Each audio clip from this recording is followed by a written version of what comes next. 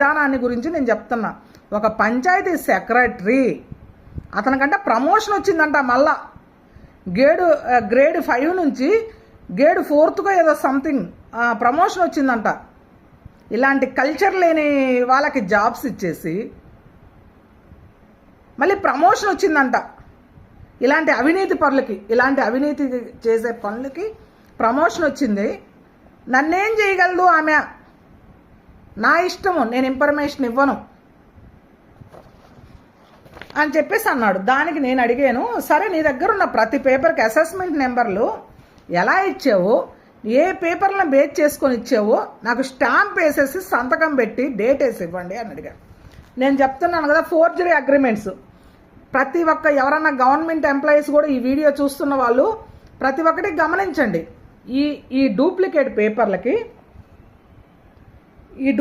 పేపర్లు పట్టుకొని ఇక్కడ చూడండి స్టాంపు. ఈ డూప్లికేట్ పేపర్ల కంట అసెస్మెంట్ నెంబర్లు ఇస్తారంట.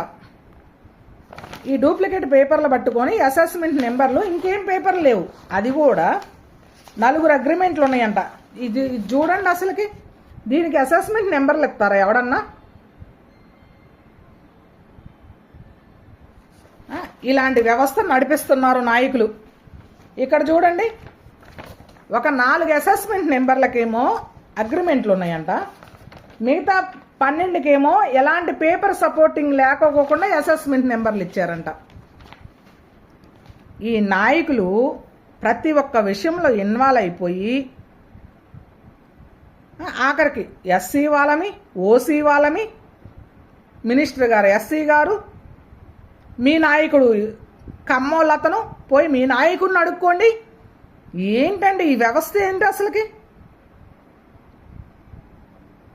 మనకి ఒక నాయకులు ఎవరైతే మనకేంటి, ఒక ఎంప్లాయీ, మనము ఇన్ఫర్మేషన్ ఇవ్వాల్సిన ఎంప్లాయీ ఎవరైతే మనకేంటి, అలా లేదు.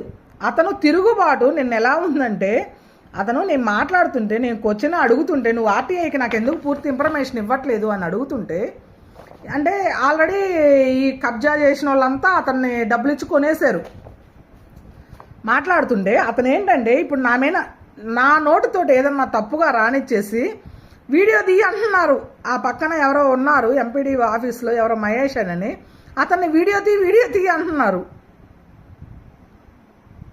ఏం చేస్తారు? 100 వీడియోలు తీసి తప్పుడు పనులు చేసేటప్పుడు 100 వీడియోలు తీసి ఏం చేస్తారు? తప్పుడు పనులు, తప్పుడు వ్యక్తులు. ప్రతి ఒక్కటి ఈ నాయకులు అనే వాళ్ళు చేసే పనుల వల్ల వ్యవస్థ ఎంత దుర్మార్గంగా మారుతుందనేది నేను చెప్తున్నా, అంతే.